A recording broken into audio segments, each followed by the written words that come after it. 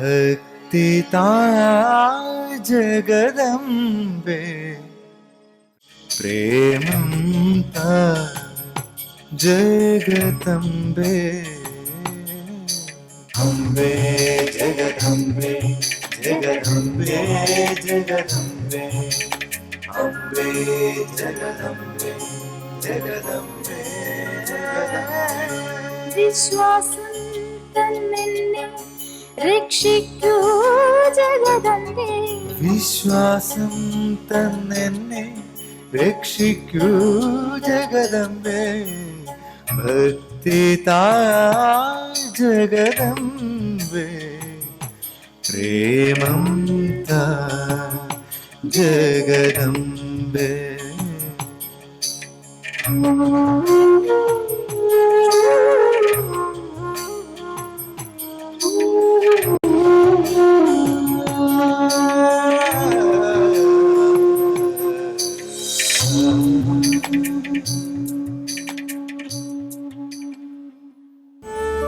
പ്രേമസ്വരൂപികളും ആത്മസ്വരൂപികളായിരിക്കുന്ന എല്ലാവർക്കും നമസ്കാരം.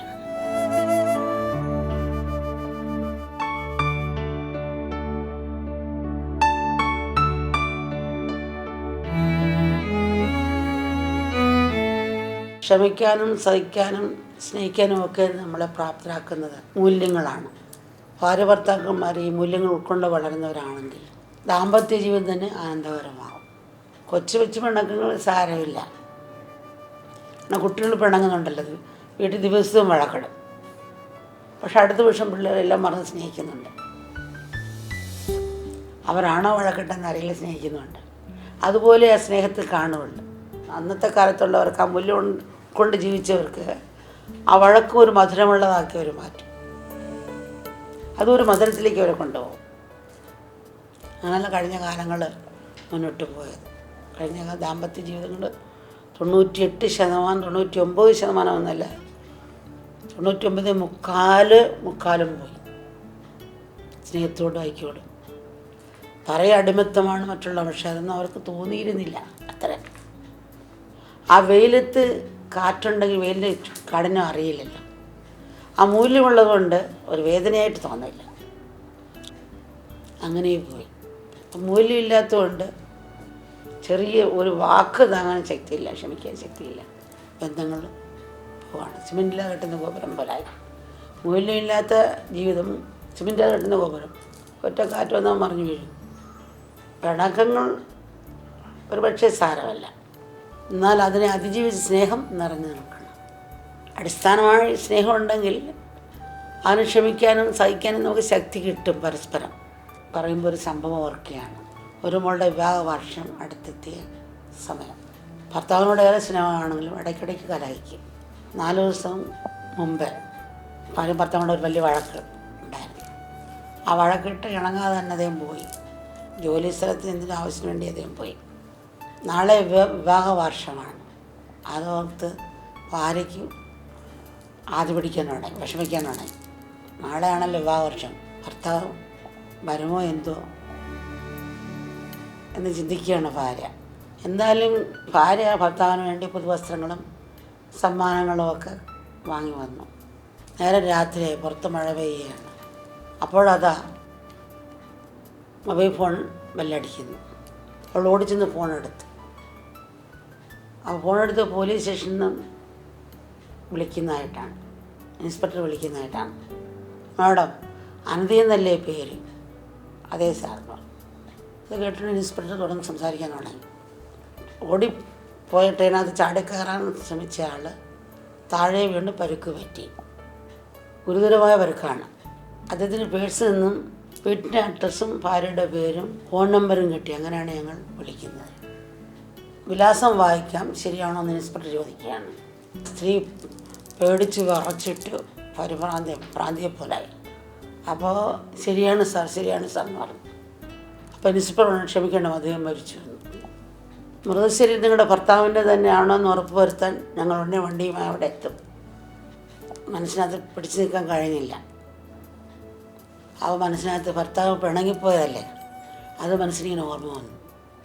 കലയച്ചതൊക്കെ ഓർമ്മ വരികയാണ്. അതോടൊപ്പം തന്നെ ഭർത്താവുമായി സ്നേഹം പങ്കിട്ട സന്ദർഭങ്ങളും മനസ്സിലിങ്ങനെ ഓർമ്മ വരികയാണ്. ഭർത്താവുമായി കലഹിച്ചത് ഓർത്ത് നൊന്തൊന്ന് വിങ്ങി വിങ്ങി കരയാണ്. സ്ത്രീയുടെ ഭാഗത്തുനിന്ന് തെറ്റുകളെ ഓർത്തുകൊണ്ട് അവർ പാശ്ചാത്തപിക്കുകയാണ്. ഇങ്ങനെയൊക്കെ എനിക്ക് പറയേണ്ടി വന്നല്ലോ, ചെയ്യേണ്ടി വന്നല്ലോ, ഇത് ശരാ ഞാനിങ്ങനെയുള്ള ആളാണോ എന്നൊക്കെ ചിന്തിച്ചിട്ട് പാശ്ചാത്തപിച്ച് കരയുകയാണ്. പുറത്ത് കരഞ്ഞ് നടന്ന് നടക്കുകയാണ്. പെട്ടെന്ന് കോളിങ് ബെല്ലടിച്ച് നമ്മൾ ഒരുവിധം പിടഞ്ഞെണീറ്റ് പിടിച്ച് ചെന്ന് വാതിൽ തുറന്നു. അവൾക്ക് വിശ്വസിക്കാൻ കഴിഞ്ഞില്ല. അപ്പോഴതാ ഭാര്യയ്ക്ക് വേണ്ടി വാങ്ങിച്ച പൂക്കളും അതിൻ്റെ മാലയും ഡ്രസ്സും എല്ലാമായിട്ട് നിൽക്കുന്ന ഭർത്താവിനെയാണ് കാണുന്നത്. അവൾ നമുക്ക് പുഞ്ചിരിച്ചുകൊണ്ട് നിൽക്കുകയാണ്. ഞാൻ നോക്കിയിരുന്നു. അവളങ്ങനെ കണ്ടുകൊണ്ട് ഇങ്ങനെ എല്ലാം മറന്ന് നിന്നുപോയി, മരവിച്ചതുപോലെ. മരിച്ചവർ സ്നേഹിക്കുന്നവരുടെ അടുത്ത് വരുമെന്ന് കേട്ടിട്ടുണ്ട്. അതാണോ ഇത് എന്ന് ഇവർ ചിന്തിക്കുകയാണ് മനസ്സിൽ. ഭർത്താവ് നീ എന്താ എന്നെ ഇങ്ങനെ തുറിച്ച് നോക്കുന്നതെന്ന് ഭർത്താവ് ചോദിക്കുക. ചേട്ടൻ എവിടെയായിരുന്നു? ഞാൻ ജോലി സ്ഥലത്ത് നിന്ന് വരികയാണെന്ന് അദ്ദേഹം പറഞ്ഞു. നാളെ നമ്മുടെ വിവാഹ വർഷമല്ലേ, അത് ഓർത്തിട്ട് ഞാനിതെല്ലാം വാങ്ങിച്ചുകൊണ്ട് ഓടി വന്നതാണ്. അപ്പോൾ ഭാര്യ പറയാണ്, പോലീസ് സ്റ്റേഷനിൽ നിന്നും ഇന്ന് വിളിച്ചിരുന്ന് ചേട്ടൻ്റെ പേഴ്സ് അവർക്ക് കിട്ടിയിരുന്നു. ഓ, അത് ഞാൻ പറയാൻ വിട്ടുപോയി. എൻ്റെ പേഴ്സ് ഇന്നലെ മോഷണം പോയിരുന്നു. അപ്പോൾ സ്ത്രീ ചിന്തിക്കുകയാണ്, അപ്പോൾ മരിച്ചെന്ന് പോലീസ് സ്റ്റേഷൻ വിളിച്ച് പറഞ്ഞ ആൾ ഇദ്ദേഹത്തിന് പേഴ്സ് പൊട്ടിച്ചുകൊണ്ട് പോയ ആളായിരിക്കും. നീതിക്കുകയാണ്.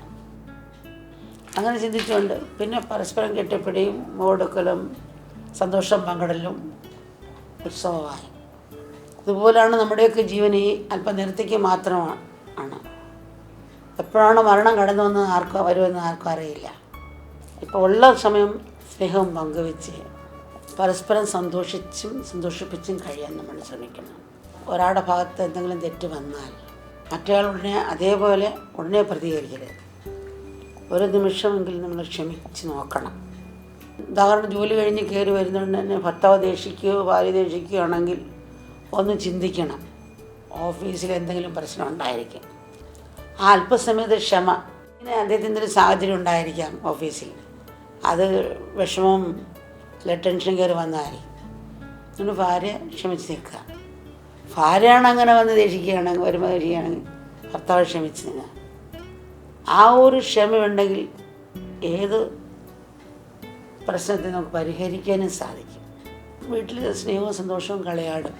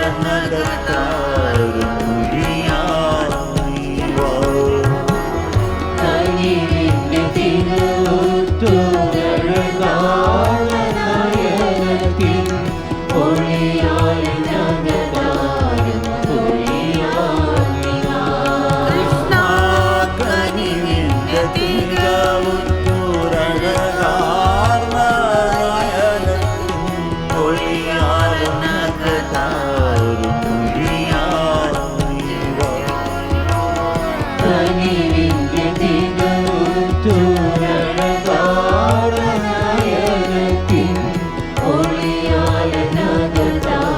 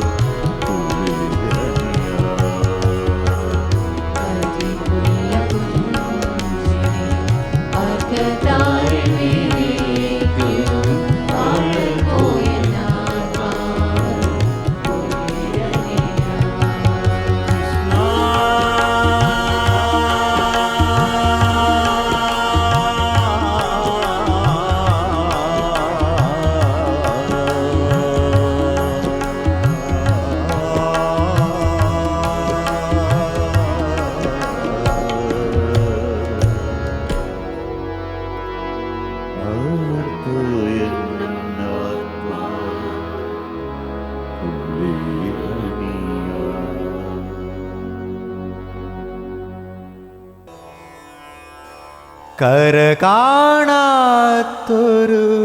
കരുണ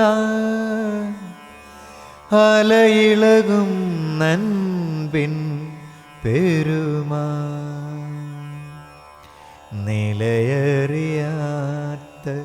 നേതാന്ത നിയോഗം നിലയറിയാത്ത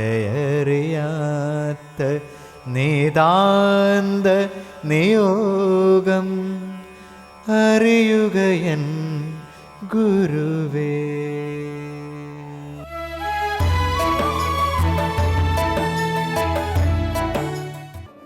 Never miss love. This is the reminder message Amma constantly sends to all her children. Doesn't Amma constantly remind us that 99% of our problems are due to lack of love? Amma tells us when there is love, problems disappear, and in the absence of love, problems keep haunting us. Doesn't Amma keep repeating her most favorite love points every single day? Haven't we heard Amma saying these points on love are like the Ganesha bhajan which we never miss to sing during any of our bhajan sessions? Let me suggest a beautiful quote of Amma's. I quote, "Love is like our breath." Do we ever say, "I will only breathe when I am with my loved ones and never in the presence of the people I hate"? No. We need to grow out of all our weaknesses and limitations to realize this infinitely expansive state. Now we have to remember this: to keep the flame of love ablaze is not a choice. It's not a choice. It's a natural law. And that's what the Arati, when we wave camphor in front of Amma or our beloved deity once we finish our puja or once we finish bhajans. When we perform Arati, we go round and round in circles while holding the Arati plate, right? And this creates a ring of fire and light, which circumscribes around Amma or the image of God. Correct? This ring of fire and light symbolizes the field of God's dance, which is the entire universe. And this is what is depicted as Nadaraja, the Lord of dancers. It is the cosmic dance of pure, unconditional love. The Lord is dancing everywhere, in every single bit of this vast universe. And that's what we call Leela, the play of consciousness. God dances out of bliss, infinite bliss. And what is the source of bliss? Pure love is the source of bliss. When we are full with love, we dance. So God dances in His own creation as the immanent eternal reality. As Amma says, a painting is different or separate from the painter once he or she finishes the work. This is a profound statement. Even when the painter ceases to exist, the painting continues to exist. Conversely, the dance and dancer cannot be separated. Dance is alive only if the dancer is present. Watching Amma is like watching a mind-boggling dance performance. You become totally glued to it, absorbed in it. The reason is Amma is one with the cosmic dance of pure, unconditional love, the eternal play of consciousness. And the creativity of the cosmos is spontaneous. Nothing, even the flutter of a leaf, is mechanical. Dance movements and mudras are in tune with that cosmic spontaneity. You cannot be mechanical while dancing. Dancing will be extremely boring unless you infuse love into every single dance movement. And that's what they call grace. There are hundreds of millions of dancers in the world, but only some have that grace because they have fallen in love with dance.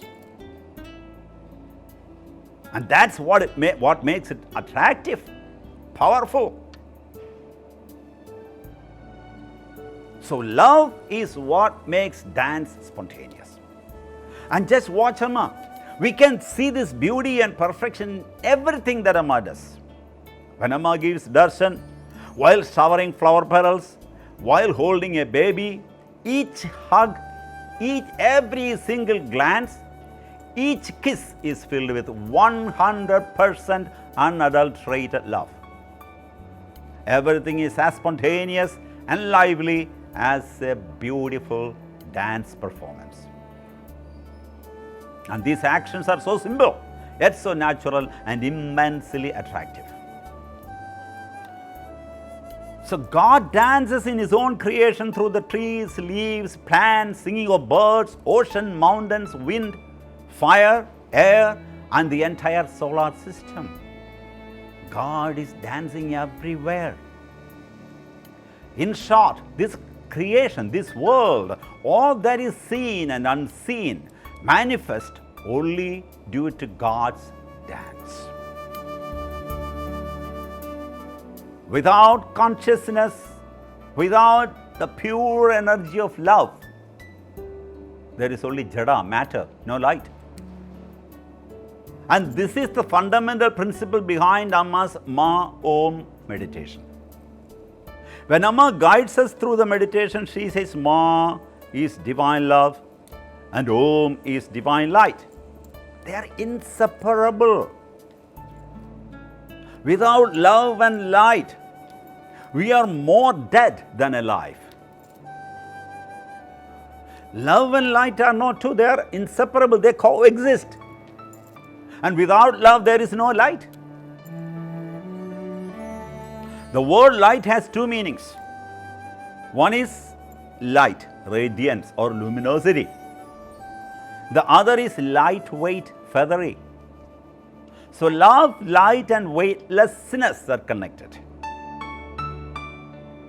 When we are full of love, we become full of light, which makes you lightweight and feathery. You will sprout wings and you can soar high. And this is why Amma says, where there is love, there is no burden. Love makes everything easy and enjoyable.